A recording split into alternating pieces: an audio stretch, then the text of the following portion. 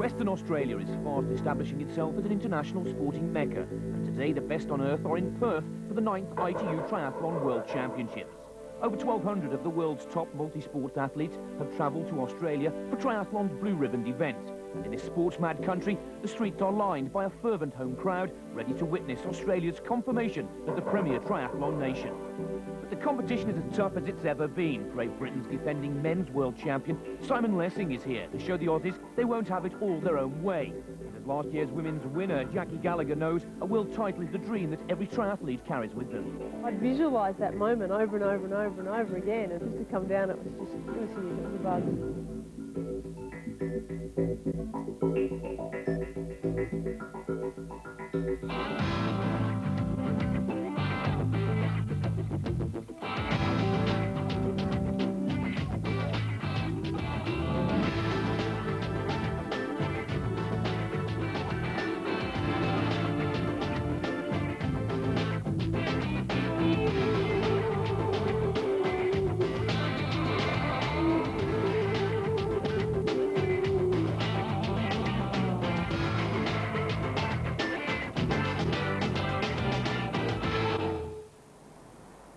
Welcome to Perth, Australia for the grand finale of the ITU Triathlon season and the 9th World Championship to be contested for the Olympic programme's newest and most exciting sport. Australia has become the sport's spiritual home, and in the women's race, local support is divided between the country's 3 past world champions, Michellie Jones and Gallagher, and perhaps the world's foremost triathlete on current form, Emma Carney. There's just as much domestic anticipation in the men's event, where the Aussies face tough opposition from the likes of Hamish Carter of New Zealand and defending world champion Simon Lessing. The Australian team is strong, with the likes of Welch, Beven and ITU Tour leader Chris McCormack looking to draw inspiration from the huge local crowd. It will be in Sydney that triathlon makes its Olympic debut, and now the 1997 Worlds have taken on an extra significance as the countdown to 2000 truly begins.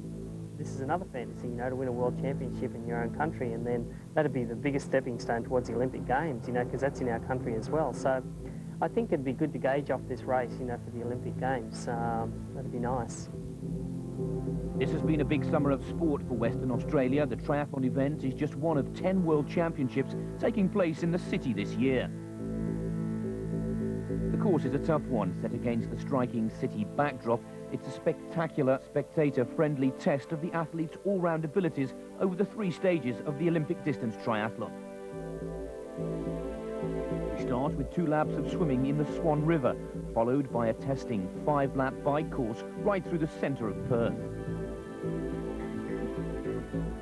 The final 10-kilometre run takes us back down to the shoreline, with temperatures soaring into the 80s. It will be a gruelling finale to this year's World Championships. The men's race is coming up later in the programme, but first we start with the women. 67 competitors from 26 countries, and my co-commentator, Davies, who's down at the swim start before these World Championships get underway. We're just a few minutes away from the start of the women's race, and as you can see from all the nervous faces around me, this is the most stressful moment of the day. I remember when I was racing just how important it is to control those pre-race nerves. You want to channel that nervous energy into thinking about your race, where you want to be on the start line, how fast you have to go out in the first 400 meters, and also you have to be calm. If you're not calm, you're not going to have a good race. Now, when the gun goes, I expect to see strong swimmers such as Barb Lindquist and Loretta Harrop leap right to the front. Michellie Jones should be tucked in right behind them. The key to this race, though, is just how close Emma Carney can stay to that lead group. Just to remind you then, the water's at 20.9 degrees Celsius. It's a non-wetsuit swim, and it's already 26 degrees out here. We can also confirm that the atmosphere at the start really is electric. The women to watch out for and their cap colour codes. Emma Carney goes in the fluo green, Gallagher, the defending champion, and Michellie Jones in unseeded light blue caps, Molnar in the yellow, and Barb Lindquist in pink. Just a few moments away from the start of the 9th ITU World Championship competition from Perth, Western Australia. This is a big day for Emma Carney on your screens just there. She's already claimed the World Cup Tour title Now she's out there going for the World Championship #1 placing. Catherine Davies, the former world #3, has rejoined us in the commentary box. Catherine, you've been down there with the athletes. What's the atmosphere like, and what's going through their minds right now? Well, I know for Emma Carney particularly, this is really the big race. This is the big one. You don't get any second chances at the World Championship. And I tell you, I'm watching it. I'm almost as nervous as when I was racing. It really is a big day for them. They know that every moment counts here. They don't want to get to the finish line and know that they could have given a little bit more. So the pressure's on. Everyone's prepared to give it their utmost. And you can see they're just going for it now. Well, the race is well and truly away. There are 67 competitors all looking to get clear water. There's a lot of bumping and bashing going on in there. And this is where the swim specialists really do look to make their move, to draw clear. Not only setting the pace, but getting the clearer waters ahead. And it looks to be the early leader, as we've seen many a times on the tour. For the United States of America, Barb Lindquist, one of the fastest swimmers on the triathlon tour for many a year.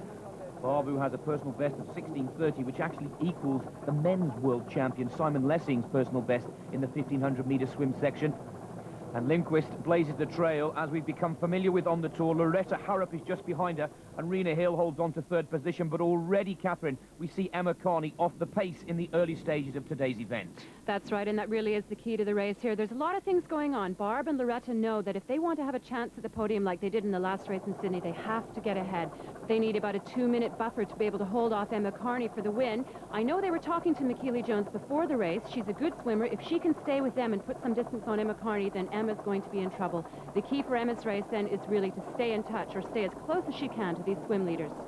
Well, for those of you who weren't with us with the last World Cup of the ITU Tour, that was in Sydney a couple of weeks ago. It was Lindquist and Loretta Harrop who claimed second and third position. And they will be fully aware exactly what is needed to stay ahead of the fluo green swimmer. That is Emma Carney, very much the firm favourite, looking to regain the title that she collected back in 1994. She's bunched up with one or two of the top triathletes from the tour, including Nikki Andronicus, and also swimming alongside Emma Carney is Mieke Suys, the winner of round 7 of the World Cup Tour in Embrun. Swimming in the red cap there for Australia is Rena Hill. She's been placed twice in second position on the tour this season. She was 4th in last year's World Championships in Cleveland, USA. Many say the worst position you can finish in, and she's right up there with the swim specialist, currently lying in 3rd position. There we see Barb Lindquist in exactly the same position as she was in the World Championships a year ago. In her first year in the sport, she has emerged as America's top female triathlete. It's in the opening swim section where the American needs to make her mark. Ideal situation would be I'd get out of the water with a comfy 15 to 20 seconds lead over everyone, just in case something happened in the transition area, or I couldn't get my feet into my shoes, or whatever, just a nice little cushion. And then when I got on the bike, I could kind of wait for those people, or just kind of ride kind of easily, and waiting for the other swimmers to catch up. For pre-race favourite Emma Carney, the desire to recapture the world title she last won in 1994 is stronger than ever, and she knows that here in Perth a good start will be vital to her chances. The swim, that's the one area where people are trying to concentrate on and getting a break on me. The specialist swimmers are trying to get away and trying to work together on the bike and stay away, and maybe trying to make a break on the bike and getting a little bit of a buffer before the run. But I think the bike course suits me here. It's got a decent hill in it, and any advantage they do get, it could be like Sydney, where I managed to jump across to them and then work with them. Back to the action, reaching the closing stages of lap 1, and Barb Lindquist for the United States of America still blazes the trail ahead of Loretta Harrop, and Rena Hill for Australia is in 3rd position. This is one of the most precarious parts of the swim section, Catherine. It's not easy here at all, is it? Well, first of all, it's a very technical course. You see there's a lot of sharp turns, and you have to know where to go around the marker or the bridge here, so that you don't take too wide a turn, you don't do more distance than the others. And also it's very shallow, but there have been some concerns about the debris on the bottom of the river. And so although they could be walking and perhaps doing that dolphin kick that we've seen before to get a bit of distance, they don't really want to walk on the riverbed to avoid cutting their feet. So they are swimming in very shallow water, which is difficult as well. Confirmation of the first lap times 8:57, which is good news for Lindquist, but Emma Carney still has work to do. We've seen her throughout the ITU World Cup Tour struggle in the swim sections, but this in the most important race for her of the year, she must try not to let herself get too far down, particularly on Lindquist and Loretta Harrop, who will have learned a great deal from their experiences in Sydney not too long ago. As Lindquist powered ahead, the race within a race saw Michellie Jones slip a minute behind the American, while Carney was fighting hard to stay in touch, another 20 seconds further down the field. Back to the action, and almost 19 minutes into this World Championship competition, and it looks to be Loretta Harrop who will skip out of the water just ahead of Barb Lindquist, who's led throughout this 1,500-metre swim section. Just behind them is Rena Hill for Australia, but Harrop, the more determined to get into transition first. There, the triathletes will set out on their 40-kilometre bike section. Here comes Rena Hill, a little further down perhaps than she would have liked, but looking to improve on that fourth position, the placing she acquired in the last World Championships in Cleveland. Sharon Donnelly will be out of the water in fourth place, but we're getting feedback in the commentary position that Michellie Jones is over a minute off the pace, which really is a disaster for the former world champion, Catherine. It is indeed, Nick. There she is right now. She's just taken her goggles off, and a minute behind that is a disaster for Michellie. She actually swam with Barb Lindquist in Cancun. She's capable of swimming better than that, so not a good start to her race. Not too good a start either for the defending world champion. Jackie Gallagher finds herself a fair way down, and there we finally see the fluo green cap of Emma Carney, and we estimate that she's around about 140 off the pace, which leaves an awful lot of work for Emma Carney to do if she's to repeat the World Cup success of Sydney 2 weeks ago and claim that title that she last won in 1994. Rena Hill exit transition there. Already Loretta Harrop and Barb Lindquist are away. There's Sharon Donnelly. Now we see the Australian taking up the pace early on in the 40-kilometre bike section. Lindquist for the United States is just behind her. We were anticipating that these two riders would be with Michellie Jones, who has planned and was thought to have been one of the top swimmers. And here we pick up Jones. She's finished 7th in the swim section. She's over a minute off the pace, and this could be the first upset of these World Championships. Michellie should still be able to lessen the damage of that poor swim by her standards. She's got 35 seconds on Emma Carney, as we've estimated there. There's some strong cyclists around her. Jennifer Gutierrez of the States is known for her cycling skills. So she needs to get ahead right now, get into a second pack behind the leaders, and put some distance on Emma Carney if she wants to have a chance. Well, this isn't helping Michellie Jones's tactic at all. Confusion in the transition. She really was unsure where her bike was, and she's allowed Jackie Gallagher, last year's world champion, to catch right up to her. Here we see Emma Carney, finally out of the water, finally into transition, and she knows that she'll have a great deal of work to do. But fortunately for Carney, Michellie Jones and Jackie Gallagher have not had the quickest of transitions. There you see 21.08 for the swim, but 1:41 behind Harrop and Barb Lindquist, who are well on their way in this opening bike section.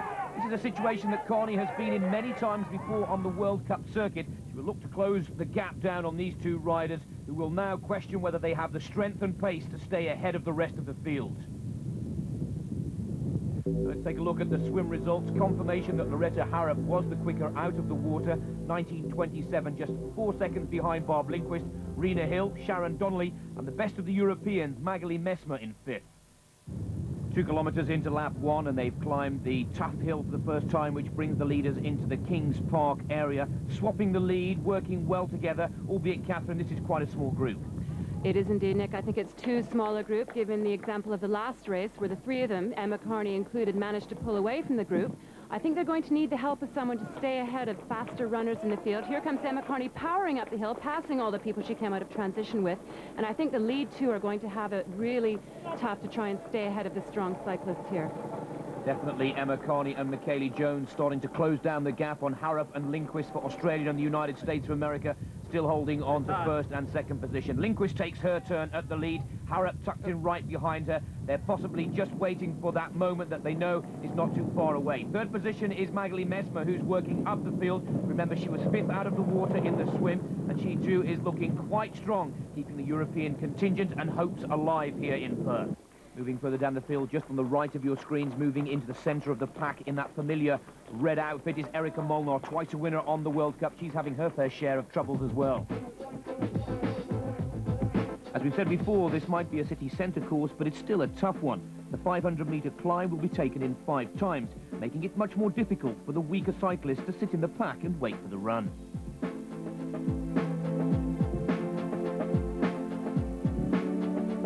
It's definitely a different style of racing than when I raced in 1993, which is the last time I raced. Drafting now makes it a different sport almost, because it does come down to the running.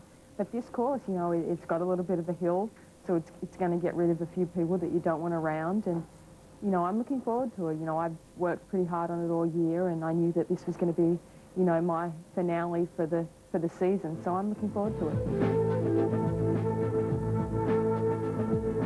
Two times world champion Michellie Jones was in good company in the chase pack, with two other world champions tucked in beside her.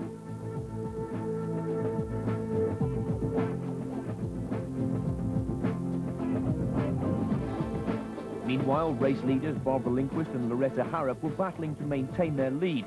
As they approached lap 3, they were still ahead, as the chase pack picked up the tempo. Australian Rena Hill was finding the pace too much and dropped off the pack.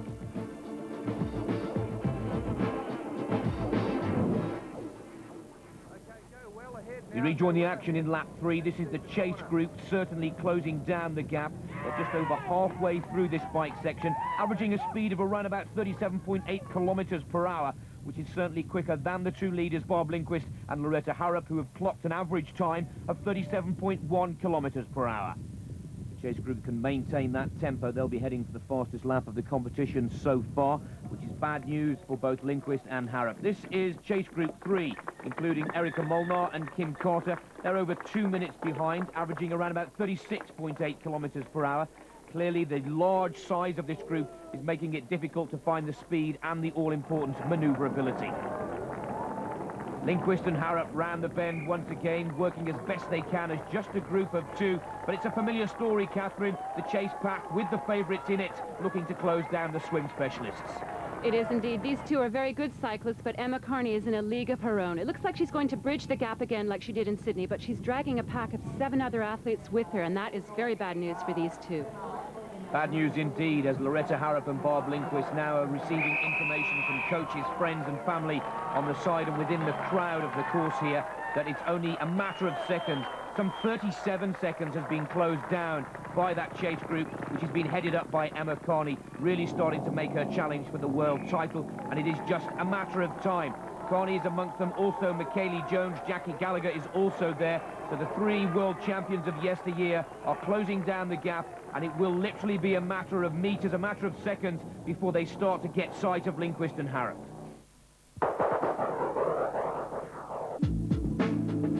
The chase group had indeed completed the fastest lap of the day, covering the 8 kilometres in 12 minutes 16, taking nearly 40 seconds off the leaders.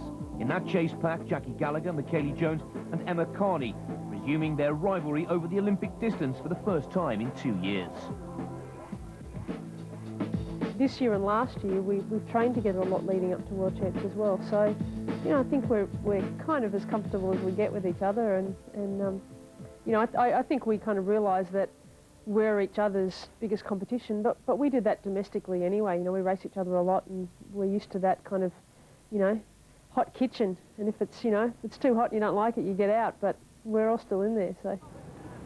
Back to the action in the closing stages of lap 4 of 5 to be contested in this cycle section. And now the chase group, as expected, are catching up the early leaders of Barbara Lindquist and Loretta Harrop. That now does tell us that the race is wide open once again. In that chase group that are now joining the 2 early leaders are Jackie Gallagher, Michellie Jones and Emma Carney, 3 former world champions, all looking for top honours here. Catherine, this really could be anybody's right now.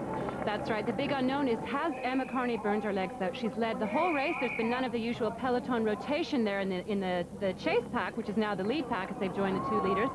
All 3 of the top Australians there are capable of going under 34 minutes. And don't forget, we've got Marie Overby, former world junior champion, Isabelle Mouthon, they're both capable of running very quickly, and Nancy Kempterman from Luxembourg was the European Cup winner. So we also have some very strong competition to the Australians there. You hit on a real crucial point there, Catherine, because Emma Carney's clearly worked the hardest of all of these group riders. It's as if they've just all tucked in behind Carney, knowing that she would look to challenge the lead anyway. Has she burned out the legs? Is Michellie Jones playing a tactical game and just sitting with the World Cup winner? And of course, the defending champion, Jackie Gallagher, is right in there as well. One thing that we can confirm in this 5th lap, it is now one big group with 3 world champions and some of the rising stars from the junior ranks, all going into this 10-kilometre run on even Stevens. But this is the chase group with Beresategi, Hill, Mieke Suys, all former winners or podium place performers on the ITU Tour, and they will also be looking for a quick transition, which could be the name of the game going into this final section. You mentioned two top names in that group. Virginia Barasategi, remember, she was third in the long-distance triathlon world championships earlier this year and third in the duathlon world championships. A very strong runner. Mieke Suys won the race in Embrun, so we have very strong people after a hilly bike course. I think there's someone to watch out for. They could make up the difference. There's about a 1 minute difference there off the lead pack, so I'd expect to see a few of them at least vying for some top 10 positions. Michellie Jones now takes the lead for Australia. The former world champion also looking strong. One of Emma Carney's closest rivals will be Australia's Michellie Jones, vying to become the first ever female triathlete to win 3 world championship titles. The thing about winning a world championship, no one can take it away from you, and I've won too, so, you know, it's a fantastic feeling, and to be in Australia and in front of my home country, you know, it would be awesome. And I'm sort of the underdog at the moment, so it's like, oh, that's fine by me. You know, I just want to go out there and have a great race, and if I do that, I'm going to have a great performance. The leaders come into the transition area for the last time, and Mouthon and Michellie Jones clash.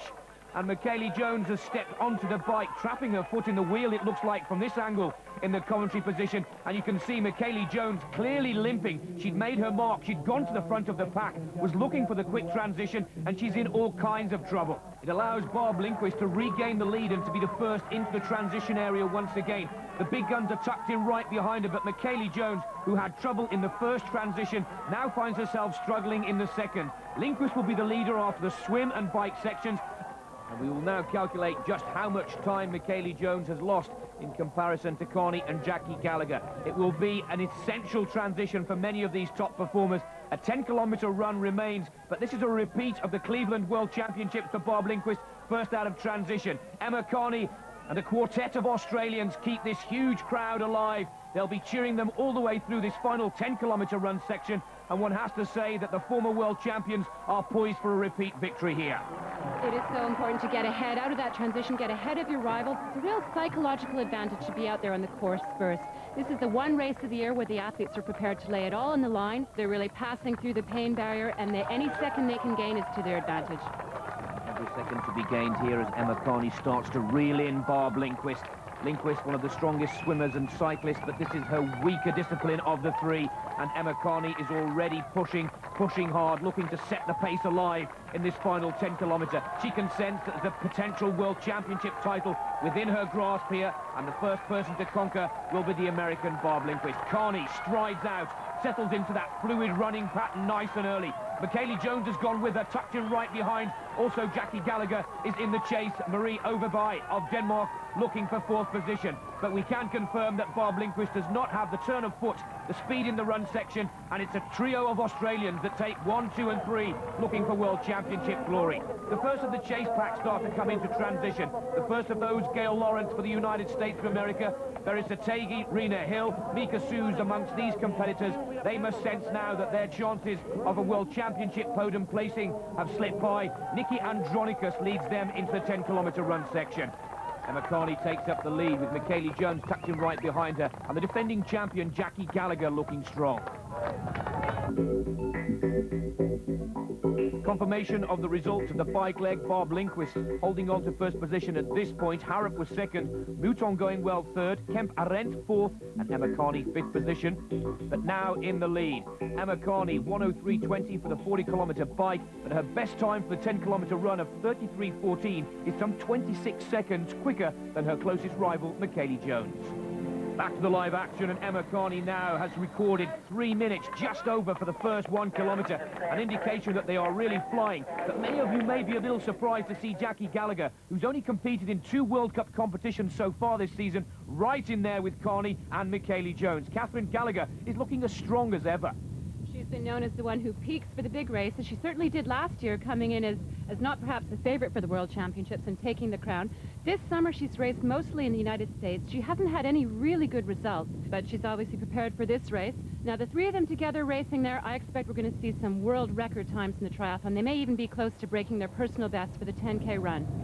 Michellie Messmer for Switzerland holds on to 7th position. Just ahead of her is Loretta Harrop, also for Australia. And the Australians in front of an ecstatic home crowd, really looking to secure the medals here. At the 2-kilometre mark, it looks like Emma Carney and Jackie Gallagher have pulled away from Michellie Jones. former world champion, is struggling, and if you look carefully at the right foot, it is red. It looks to be red with blood, where she trapped her foot in the bike wheel of Isabelle Mouthon in the transition area, and that seems to have seen off in Michellie Jones's chances of world championship gold here in Perth. You can see that she's leaning slightly to the left. She's probably overcompensating for the pain that she feels in her right foot. And it looks like Marie Overby and Isabelle Mouthon are running in 4th and 5th, so she'll have to make sure that she can overcome that pain in her foot to carry on with the podium position. Erika Molnar, who's won 2 World Cups on the tour this season, struggling. She's pushing as best she can. This is her most favoured discipline of the 3, but like many of the triathletes behind her, she's left herself far too much work with a poor swim and cycle section. The Hungarian #1 will be out of the medals. Confirmation that Isabelle Mouthon is in 4th position, some 32 seconds off the pace, and the talented junior from Denmark, Maria Overby, who's won a string of junior world titles, is looking to make her mark amongst the senior ranks. The world champion of 94 is up against the world champion of 96. Emma Carney and Jackie Gallagher battling it out stride for stride. We can confirm that Michellie Jones is struggling to keep up with this pace. The question is, which one will go first, or will they take it all the way to the line? Carney desperate to make amends for a poor performance over the past 2 years. Gallagher looking to defend the title. Carney and Gallagher raced shoulder to shoulder through the first half, completing 5 kilometres in 60 minutes 22 seconds. It was a real test of Carney's composure after that setback in Cleveland last year. From the last couple of years, coming to the World Championships, being the hot favourite and not winning has made me sort of change a lot of things this year and learn a lot. So hopefully I've put those mistakes to good use. Further behind Carney, Michellie Jones's foot injury was getting worse, and her challenge for a 3rd world title had come to a bloody end. 1 kilometre of running remains, and we're still no clearer to who will be the world champion of 1997. Shoulder to shoulder, pacing it out against each other. Emma Carney on the far left, Jackie Gallagher on the right of your screen. They both tried to pull away, and both have responded with more speed, more determination, and more power. Perhaps this will be the saddest picture of these World Championships. Michellie Jones, foot bleeding and continuing to do so, is out of the chase, unable to find the speed and determination that these 2 Australians are demonstrating. Once again, Emma Carney tries to pull away, and Jackie Gallagher, for the first time, finds it difficult to respond. This could be the world title for Carney. Gallagher must really dig in deep now. Both of them are accomplished track runners, and they know that to test each other, they have to try and surge. Looks like Emma's surge this time has worked. Jackie hasn't been able to claw back the distance. This may be the key to Emma's victory. This could be a sweet revenge for Emma Carney, who was denied the title a year ago in Cleveland, USA. But Carney continues to dig in. She looks to have timed her run for home with absolute perfection, because for the first time Gallagher cannot answer. Further down the field, battling it out for 4th and 5th position, is Isabelle Mouthon of France and Maria Overby of Denmark. They will be looking to close down Michellie Jones, who struggles to hold on for 3rd, but Carney is pushing clear. Gallagher can now no longer respond. The Australians are willing her on. She will claim the World and the World Cup title for 1997. And for the first time in its competition, Carney senses that the title is hers. She salutes the crowd. Her first World Championship victory in '94 and her second in 1997. In front of a jubilant crowd, some 80,000 supporters have wheeled her around swim, bike, and now final run sections. And the 1997 ITU World Champion is Emma Carney. An emphatic victory of sheer brilliance, the timing absolute perfection. This is a great moment for Emma Carney. She's really lived with the defeats of the last 2 years. And to win in front of her home crowd here in Perth in a world best time of under 2 hours, she could hardly have hoped for more. Jackie Gallagher will be delighted with her silver medal. She's had a tough season by all accounts, unable to defend her title, but over the past 3 World Championships has taken 2 silvers and a gold last year. She hands over the world title to Emma Carney, congratulates her compatriot. She did not have the speed. Bravest performance of these World Championships, surely Michellie Jones. 3 stitches required in the foot, but a very pleasing bronze medal for the double world champion of 92 and 93. A sprint finish, and the world junior champion of 95, Maria Overby, gets the better of Isabelle Mouthon, Denmark 4th, France 5th. Confirmation of the Women's World Championship results of 1997, Emma Carney taking top honours, Jackie Gallagher the silver, Michellie Jones the bronze. All right, Emma, you've got your title back. How do you feel? Oh, it's unreal. I couldn't be happier. There's nothing more I could want. It's unreal. Well, 6 weeks ago I was so unfit it wasn't funny, and a lot of people had written me off, you know, people that knew where I come from, and I tell you what, it's a big resurrection to get back to that level, but I guess the point is you can never count me out at World Champs because I always live for it. For the first time in the history of women's triathlon, one country has claimed gold, silver and bronze in the World Championship competition. That country is Australia, the winner, Emma Carney. Just a few moments away from the men's start, and Australian hopes once again will be pinned on this man in the fluo green cap, looking to not only secure the World Championship here today, but he needs a good placing to take World Cup top positioning. These are the favourites and the seeded racers to watch out for. Chris McCormack, as we've just seen, in fluo green. Light blue for defending champion Simon Lessing. In form, Hamish Carter in yellow. Pink goes to Greg Welch and Brad Beven in the black cap. For the men, there are 73 competitors from 26 different countries representing a true world-class field. As with the women's, it will be a rough and tough tumble start, Catherine. I think it'll be even rougher and tougher than the women's start. The men are physically bigger. They're a little bit more aggressive in their swim start. And like the women, this is the big race of the year. Everybody wants to do their best here. And I think what we'll see is a lot of men really getting beaten up in that swim. They have to really swim out quickly to the first buoy. There's a lot of men there, not too much space, and a lot of flying elbows and legs. Well, Simon Lessing, as one of the non-seeded ITU World Cup racers, was supposed to have started back a little while. He got off to a flying start there. Lessing, who's won the past 2 World Championship competitions, is the man to watch, the man to beat, and the man putting most of these competitors under the most pressure and fear. Lessing will look to get a good early start, and maybe many of the world's top triathletes will have learned a trick or two from the women's competition, when the likes of Emma Carney and Gallagher really did struggle in the swim section. And here is a classic example of just how rough and tough, more like a water polo scene than that of a World Championship triathlon event. It's just so important in the first few moments of the swim to get that clear water. That's where the stronger swimmers get ahead. They can really burst out of the blocks in the first 400 meters and get their position. I think one important point to note here is that Craig Walton has actually pulled out of the race. He's got stress fractures. He's probably the only one who's capable of breaking up the field in the swim. He can put a few meters on the likes of Lessing and Beven and perhaps bring someone with him like Bennett. So his absence is going to be clearly noted here today, and I think it will play to Lessing's advantage. Rounding the first buoy, Alec Rukasov, the former Russian pentathlete, now competing for the United States of America. Simon Lessing is in 3rd position. Brad Beven, the 4-times World Cup champion, tucked in behind him 4th. Clearly seeing the yellow cap of Hamish Carter of New Zealand. He's right up amongst the leaders. And the fluo green cap in the centre of your screens, Chris McCormack, is also doing well to keep up with the pace in this swim section. One or two of the triathletes have found the start very difficult. Hamish Carter, in particular, was expecting to be right up there with Simon Lessing and is still finding it difficult to get clear water. The defending champion Lessing doing well to get ahead. Triathlons these days are so unpredictable. You can never really plan your race because every race is different. And it seems that Hamish's plan A to get right ahead in the swim isn't working, so he has to think on his feet, go to plan B, and at least he's in with good company for the bike. For now, Simon Lessing is the leader. Good news for the defending champion early on. Simon Lessing has spent 3 weeks preparing in Australia for his World Championship defence, but was soundly beaten in a warm-up competition in Noosa by Craig Walton and Paul Amy, but still remains confident here in Perth. I actually feel a little less pressure than usual, and I think it's obviously relatively important for the Australians to do well here, considering the Olympic Games in 2000 and recognition within their own country. So, you know, I don't feel that pressured this year. Reaching the end of the first lap, and Simon Lessing, the defending world champion, has the lead. He's going to clock around about 8 minutes 34 for this first of 2 laps, and as you can see, he's settled into a very confident, smooth stroke, even taking time to look behind to see where the rest of the field are. Some may say, Catherine, quite a surprise to see Lessing dominating so early on in this competition. It's also interesting to see that some of the guys are actually getting up and running in the swim there. That shows just how shallow it is.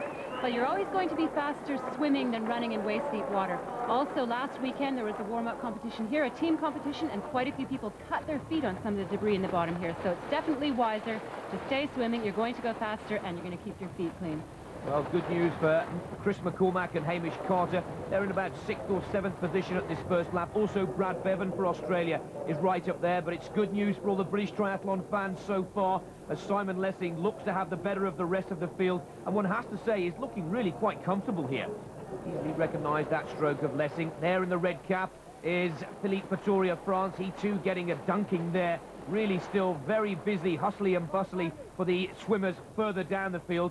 And that's all important and good news for Simon Lessing. Clear water and stroking ahead of the rest of the field. Well, one competitor absent is Craig Walton, one of the top swimmers who's on the beach with Catherine Davies.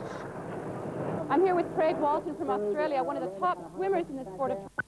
Craig, you're injured. You must be disappointed, but tell us how you think the swim is shaping up so far. Yes, Catherine, I have a stress fracture in my right leg, so it's a bit disappointing, but at the moment it looks like Simon Lessing is right up the front, followed by Hamish Carter, Stefan Poulat, and Brad Beven. But the big surprise packet, I think, is Chris McCormack, who's right up there, so it's going to be a very good race.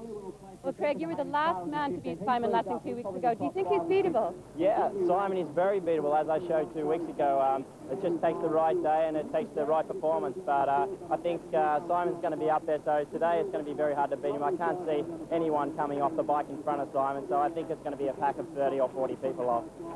Well, if it is a pack of 30 or 40, you can guarantee that the top Australians will be amongst them. They're the main challengers to Simon Lessing here today, and they'll be led by Chris McCormack, the young Australian who has dominated the ITU World Cup Tour standing so far this season. But he needs a good result here, not only to take the world crown, but also to wrap up the World Cup Tour title. His weakest link is the swim, something he's been working hard to put right. Yeah, that's been my main priority for the last 10 weeks, is getting in the pool and really putting out some big swim miles. I've just linked up with a coach in Sydney who's, probably one of Australia's best-known coaches. He's had a lot of Olympic champions, and his name's Dick Kane, and we've worked really hard over the last 10 weeks to pick my swim up for this race. So I'm confident of being in that front group, out of the water, and feeling a lot of pressure on the bike when I do get out. 3 times world champion Simon Lessing is the first out of the water and is still on target to claim title number 4. Tucked him just behind him for the United States of America is Alec Rukasev. Brad Beven in the black cap is there for Australia. Jean Salme of France will be out of the water in 4th spot. Greg Bennett is also looking good for the Australians, seen there in 5th position. And Chris McCormack has also achieved his early goal, coming out of the water in 7th. In the yellow cap there also is Hamish Carter, doing well to keep the hopes of a medal for New Zealand alive. The transition from swim to bike is about 300 meters, so if one of the athletes gets a really good run into transition, gets his bike, gets out onto that first hill, he can really make up some time on his rival. Greg Welch climbs out of the water. The 1990 World Triathlon Champion has a lot of time to make up. Lessing rounding this, what can only be described as quite a long transition area, puts glasses and bike on and looks to set off on his way. He'll be pressed very closely by Brad Beven, who looks to be having a much quicker transition than the British World Champion. There's Chris McCormack, also looking to find time in the transition. And once again, the speed of switch from swim gear to bike gear is absolutely essential, because for me, Lessing looking a little slow and the Australians looking very quick. Departing there is Miles Stewart, keen to stay with the lead group, but it looks as if Greg Welch has missed out and will find himself in the first chase pack rather than being up there with the leaders. Disappointment for one of the top Australians and pre-race favourites here today. Paul Amy for New Zealand is away, and his compatriot Jamie Hunt comes to the bike. Also looks to get with the chase group if nothing else, as Brad Beven and Chris McCormack now become the early leaders for Australia, drawing ahead of Simon Lessing, who was first out of the water in the swim section, now finds himself already down in 3rd spot.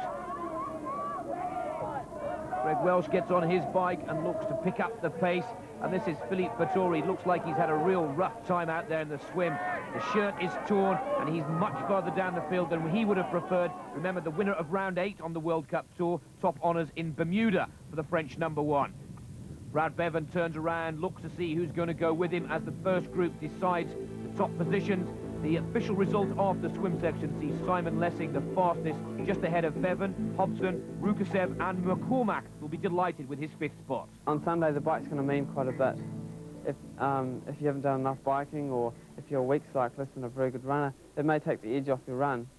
So it's excellent to see we've got a slightly hilly bike, and I think it makes for a fairer, more of a triathlon type race as opposed to a swim-run race. Towards the end of lap 1, and McCormack is making his breakaway. This could be a crunch part of this World Championship competition. Very early on, we've seen cyclists dominating competitions before now, in particular on city centre courses, when Greg Bennett took it away from them in the cycle part of the competition in Monaco, and it's looking like a repeat here. McCormack has made a break. Many may say too early, but for now has the advantage over the rest of the pack. Some 8 seconds clear. The question, can he maintain this, or will they come back at him, Catherine? I don't think anyone can take a lead away from the chase pack at this point. Chris is a very strong cyclist, but the others aren't going to let him go away. They know that he's a very strong runner as well. I think that Chris is just so thrilled to be in the lead group at this point of the race. He's usually still playing catch-up at this point, so it really is an exciting race for him so far. Quite rightly pointed out, because the group now are picking up the pace, which includes Hamish Carter, Lessing, Brad Beven, Miles Stewart, Stefan Poulat. They're averaging a speed of around about 40.8 kilometres per hour, and they're not going to let this young Australian take it away this early in the event. This is the second chase group who find themselves some 51 seconds behind, and Wes Hobson must have had a few problems out there because he was with the leaders earlier on. He now finds himself amongst Amy and Welch with work to do as the lead group really are starting to push hard, particularly as Chris McCormack is determined to take up the pace early on. We can see for ourselves that Wes Hobson has had problems. He's smashed the glasses. He's either taken a tumble or has had a crash with one of the other competitors in this World Championship competition. And that's disappointment for the American, because he was right in the chase group coming out of the swim and finds himself now working with Chase Pack 2, and a lot of work to do indeed. Now almost a minute off the pace of the leaders. That's Greg Bennett there in the yellow helmet catching up to Chris McCormack, but they're only 2 or 3 seconds ahead of that chase pack. So although the Australians have dominated the early part of this race, it's good to note that it's a very international field out there. In that chase pack, we've got 3 members of the French team. Not Philippe Fattori, who had a few problems in the swim there, but we've got Vignet, Jean-Selme, and Poulat there in the first group. So that's very good to see that there's a lot of men out there from other parts of the world, particularly from Europe, taking up the chase. Well, Greg Bennett is one of the most dynamic cyclists on the ITU World Cup Tour. He had that thrilling event in Monaco where he took up the pace, drew clear of the pack and claimed first position there. And Bennett could be looking to do the same here once again, out of the saddle, climbing this difficult hill. It's around about a 500-metre climb that they'll take in 5 times. And this really is a key part of the course, makes it a course that's good for the cyclists, not just the runners. And Bennett has the advantage from McCormack. Greg Bennett, who won his first ever ITU World Cup Triathlon competition in Monaco earlier this year, is one of the most aggressive cycle riders, as he explains quite clearly his tactic for this World Championship. I haven't raced in 9 weeks, and I am a little bit of the forgotten one, if you like. People are always looking at whoever's just raced and looking at the form guide going into the race. So I'm a little bit of a hidden aspect again going into this race, like I was going into Monte Carlo, so maybe that'll work in my favour. But who knows? I mean, I'll be giving it everything I've got on the bike. You know, I'm not into race tactics and sitting up and watching the pace. I'll be flogging myself as hard as I can to swim in the bike and then seeing what position I'm in the run. 23 kilometres into the race, Greg Bennett still leads for Australia. Lap 3, as it was for the women, is the fastest for the men. An average speed of 43.1 kilometres per hour, around about 11 minutes 19. Hamish Carter is tucked right in behind Greg Bennett, who is pushing very hard and really taking these cyclists along at a frightening speed. And this really is aggressive work from Bennett. He knows only one tactic, and that is to go hard and at the front, and he's doing just that. These guys also know that in the chase pack, there's some very strong runners. Jamie Hunt, Paul, Amy, and Greg Welsh. They've been getting these references from their coaches and their friends out on the course. And every second they can put on that chase pack will increase their chances at getting on the podium. And they're doing just that, the chase pack. 1 minute, 22 seconds behind the leaders. Wes Hobson is doing his best to pick up the speed, but perhaps the size of this chase group is making the work even more difficult, and that will be very disappointing for Greg Welch, one of the pre-race favourites from Australia, who finds himself struggling to stay up with the leaders, and his World Championship campaign could be right over here at this point in the event. Greg Bennett takes them along at a very quick pace indeed, and these will be where the medalists come from. As you can see there, Hobson trying in vain to pick up the pace of the chase pack. They do not want to go with him. Hobson knows that he must get up to that lead group if he's to take a medal in these 9th ITU World Championships. Greg Welsh is amongst those, and also many other podium place competitors, including Ralph Eggert of Germany, but they're too far down, particularly at the pace that Greg Bennett is taking the lead group along.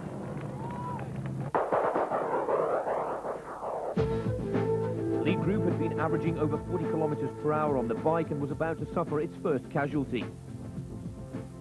Australian Miles Stewart forced to pull out after puncturing on lap 4. It left a pack of 9 riders to battle for position at the end of the bike stage. Closing stages now, and once again, speed of transition will be all important. First in looks to be Greg Bennett. Chris McCormack is there. Hamish Carter is with them. Brad Beven, defending champion Miles Stewart, and 4 of the French team are amongst them. It will be a very close finish. 10 kilometres remain, but once again we focus on how quick you can come in and out of transition. Catherine, this is where valuable seconds can be made. It certainly can. Brad Beven is noted for his fast transitions. He should be one of the first out. Chris McCormack as well. A lot of these guys train together on the Gold Coast, and they train just that. They do transitions over and over and over again. So I think we'll see the Australians first out of this area. Well, there is Hamish Carter looking to keep the Kiwi hopes alive, pulling on the track shoes. He'll look to get an early escape, on with the cap to protect him from the heat. But look at Lessing there, having a real shouting match with one of the officials. And that will surely affect the defending champion's concentration. You can see he's unsure. The first man out, Chris McCormack, to the delight of the Australian crowd. And that was one of the speediest transitions we've seen from McCormack this season, and possibly gets himself a 5-6 second advantage early on in this 10-kilometre run.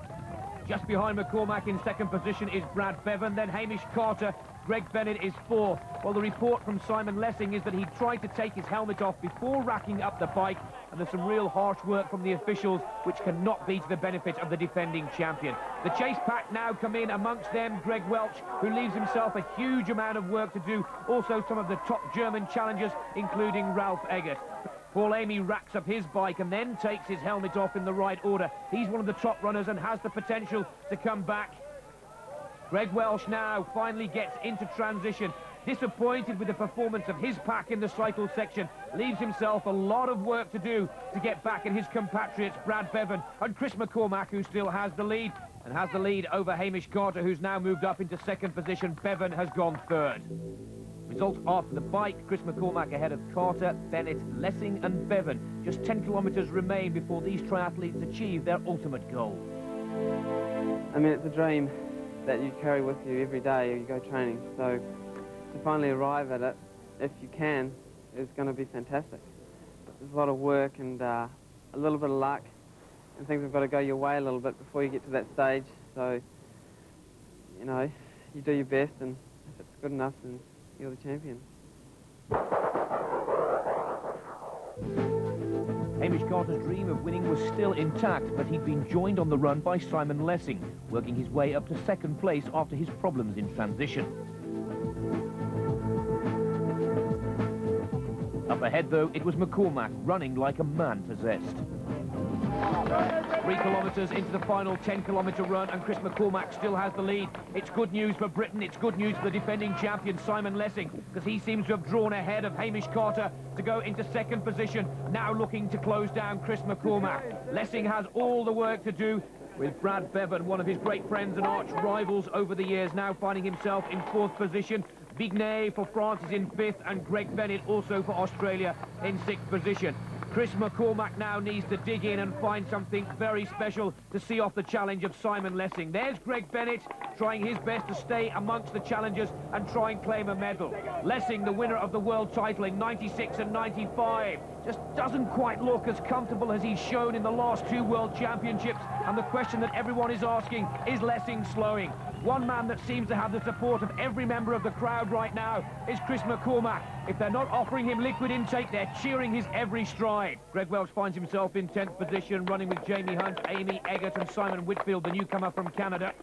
We go back to the leaders, and he is tiring. Simon Lessing is finding the going very tough indeed, because Hamish Carter has joined Britain's defending world champion. The question, can they catch Chris McCormack, who really is being pushed along by the crowd, if nothing else? He rounds the tight bend, has the opportunity to look exactly how far behind Lessing and Carter are. They both check out each other, and they can both see that McCormack is setting a blistering pace and is now running out for the world title of 1997. It's sad news for the British fans, because now Lessing finds himself down in 3rd position and perhaps is now realising that his world title has slipped through his fingers. Carter now strides clear and sees whether he can catch McCormack. Brad Beven down in 4th position, battles in vain, perhaps will try to take that bronze medal away from Simon Lessing. He too looking a little battle weary. McCormack pumping the arms, trying to keep the rhythm going. You can see it's painful, it's hurting, but the world title is his for the taking if he can just keep this pace and rhythm going. He's halfway through the run section and clearly looks the strongest of the leaders.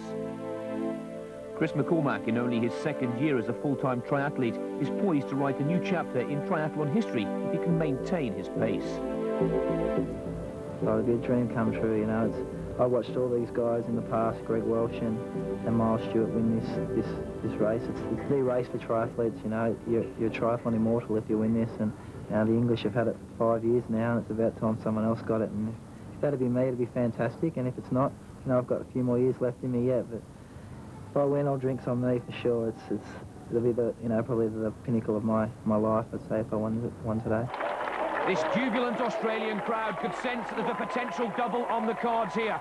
Chris McCormack should just show now enough determination to hold off Hamish Carter of New Zealand, who's had a superb run section, but looks to be running out of steam. He turns around, he sees that he's got enough. McCormack begins to celebrate, and Catherine, this will be one of history's great moments in the sport of triathlon. This is great for the sport, Nick, to see some new faces. It's really upsetting the old order. Chris is heading for a sub-30-minute 10K. This sport is just getting faster and faster all the time. McCormack will make a double here. He will also wrap up the ITU Tour World Cup title, as well as becoming the world champion, the first ever triathlete to do so. It is double celebrations. It is double celebrations not only for McCormack, but for the Australian Triathlon Federation. The 1997 World Triathlon Champion is Chris McCormack. Sheer delight coupled with exhaustion, but McCormack is the world's #1. Hamish Carter, the winner of the last 2 World Cups of the season, has had to settle for the silver medal. It was the bronze in '93. He's gone one better in '97, and Carter is congratulated by McCormack, but McCormack has got the better of his great friend and arch-rival from New Zealand. We wait to see whether it will be Lessing or Beven for 4th or 3rd, and Simon Lessing says goodbye to his World Championship crown and hands it back to the Australians. A well-deserved bronze medal for Lessing, who will need to put some work in if he's to come back to Switzerland next year and regain the world crown. To complete a great day for host nation Australia, Brad Beven came in 4th, Greg Bennett 5th, and Greg Welch an amazing run to take 6th position. Paul Amy for New Zealand in 7th spot. Simon Lessing has to settle for the bronze medal. Hamish Carter the silver, but what a great day for Chris McCormack, making it double gold for Australia. You know, I thought if I got out fast in that first 5K, you know, anyone caught me, I'd be definite position on the podium. And a lot of people out there were yelling at the times to me, and I realised they weren't making an impression. I thought, 5K to go, and I'm a world champion, and the Australian crowd, this is unbelievable, and it's about time we got the title back, and I did it. I can't believe it. Scenes of jubilation here in Perth, Western Australia, as Chris McCormack is crowned the world champion. He's also crowned the World Cup champion for this season ahead of Carter and Greg Bennett, Garg, the best of the Europeans. Emma Carney was the World Cup champion before taking the world title here today. Mouthon the runner-up and Mouthon third. I'm sure you will agree that was an absolute thrilling end to the season. Congratulations to all of those who competed in the World Championships and the whole of the ITU World Cup Tour.